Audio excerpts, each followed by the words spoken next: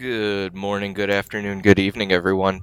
Thank you, everybody who took the time to vote on Discord, the official Discord server for Hunt Lab video.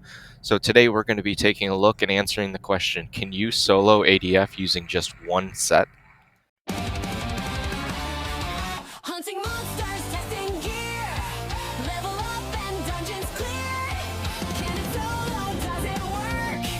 Will it hardcore? Have no fear. Join iLoLz as we test it all. Come and join us in the Hunt Lab. Hunt Lab.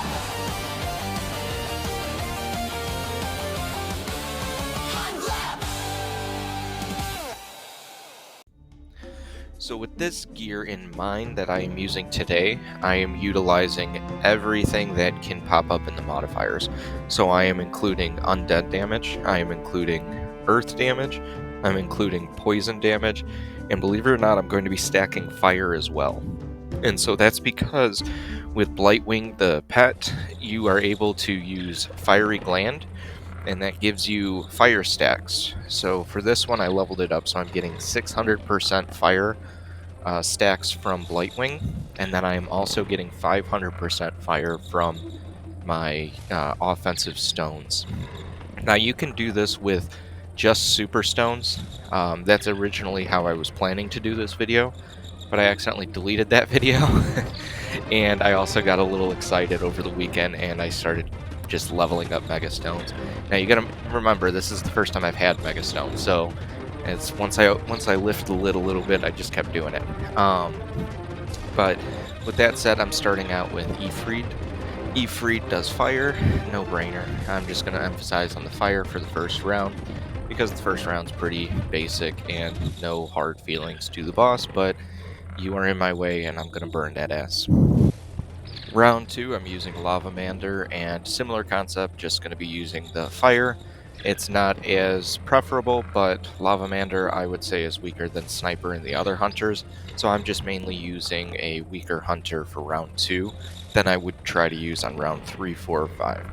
Now, if I can guarantee that I was going to have fire on round 3, 4, or 5, I would have saved Lavamander, but because I can't guarantee that, I'd rather just get Lavamander out of the way and set myself up for my next hunter. So I'd just like to add, I am using a pet that hasn't been released yet. This pet will be coming out in the next season, and let me tell you, this pet is, whew, this pet is fantastic. So Grimjaw, the next canine pet, has a talent tree for Life Vest, essentially. And so you can see on the side of my HP bar that I'm getting kills and I'm getting my Life Vest built in. So I have it leveled up to give me 40 per kill for this round.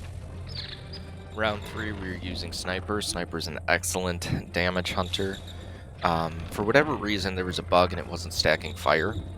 And I think it was stacking fire, it just wasn't showing that it was stacking fire, because it looks like I'm getting fire ticks, but it's so hard to tell between fire ticks and earth damage. But, like I said, Sniper, super powerful hunter, super great for damage, solid round 3 pick when I have Anubis and I have Superhero in the chamber. The pet I am using physically in the game round, so the 2 pets I was explaining were passive talents. The one I'm using in the round is Blightwing, and the main reason I'm using Blightwing is because Blightwing's aura, or attack rather, produces 20% weakness. So it's giving me that little extra boost that I need. Just to point out to everybody, something I didn't really know until I started looking into this set and making this video. Pet talents are passive abilities. They do not have to have the pet equipped for them to work. So like Blightwing, the 20% weakness you have to have equipped because that's the pet's attack. However, the stacking fire, you do not have to have that pet equipped for it. Just like I don't need Grimjaw to have my Life Vest. So just something to think about I didn't know about up front. It helps a ton. It lets you pick better pets effectively because you're not limited to talents at that point. So as you can see, Anubis, no-brainer, super easy. Just walked right through the boss. Round 5 is going to be very similar. I always try to save superhero for last, just because superhero is always a guarantee walkthrough. And so, with that said, I wanted to say thank you, everybody, for everything that you've done and helped me with Hunt Lab. Those of you that saw on Discord, thank you very much again for voting. Those that didn't see, I asked people to vote on the official Discord server whether or not I should do particular videos. Everybody that gave a thumbs up or gave a thumbs down and voted was included on that wheel in the beginning of the video. So I just wanted to say thank you for that. And then if you guys don't mind liking and subscribing to the channel, it helps a ton as I get closer and closer to becoming a monetized YouTube channel.